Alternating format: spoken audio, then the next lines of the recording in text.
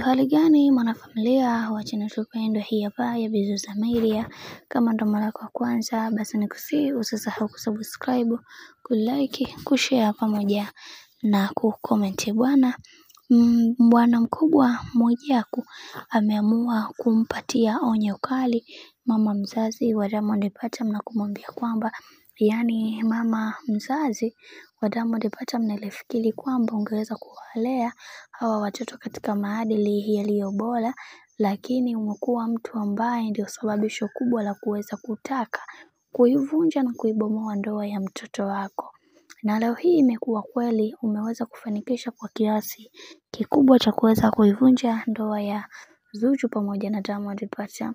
Hii inaumiza, hii inasikitisha sana kuweza kuona wewe mwanamke ambaye mwenye akili timamu umechukua nafasi ya kuweza kuivunja ndoa ya mtoto wako pasipo kuwa na huruma, na huofii hofu ya Mungu na huna hofu ya Mungu kabisa.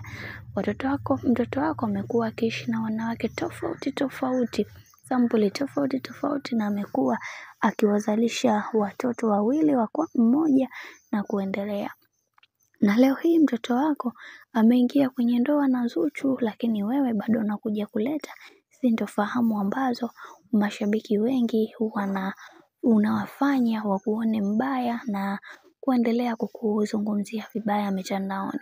Na kiuhalisia ni kweli kabisa, mama umekuwa mtu ambaye kipaumbele wa kuweza kumchukia Zuchu pasipokuwa na misingi ya aina yoyote. Hii inaumiza na inasikitisha sana kuweza kuona unamchukia mtoto wa mwanamke mwenzio pasipokuwa na sababu ya aina yoyote.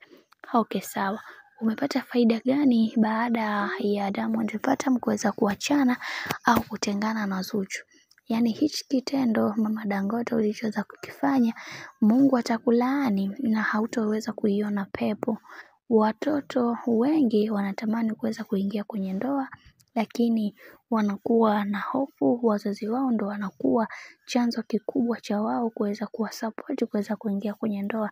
Lakini wewe umekuwa moja kati ya mzazi ambaye hutamani kuweza kuona mtoto wako anaingia kwenye ndoa. Kuna kitu gani ambacho kinachoendelea baina ya mtoto wako na wewe? Maana umekuwa mama ambaye kila mtu ambaye anaingia katika familia yenu umekuwa ukimchukia.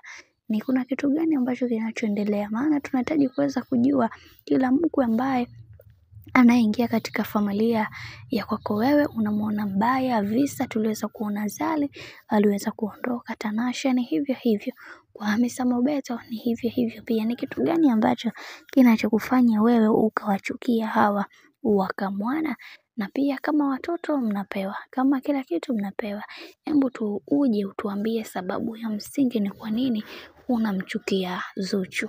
Sasa kutokana na huu ujumbe bwana, mashabiki wameweza kupendezewa nao. Tumeweza kuona mashabiki waliweza kumpa hongera sana Mwijaku, na siku zote Mwijaku amekuwa mtu ambaye anaongea ukweli na uhalisia wa mambo, hana mambo ya kuficha vitu, na anaamua kabisa kukwambia kwamba mimi sihitaji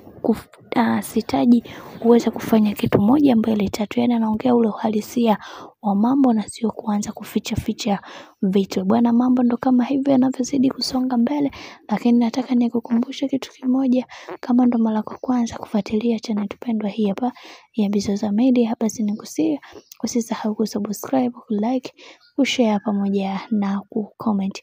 Kwa upande wangu sina la ziada, wacha nikutakia siku njema na kazi njema. Tukutane next time. Bye bye.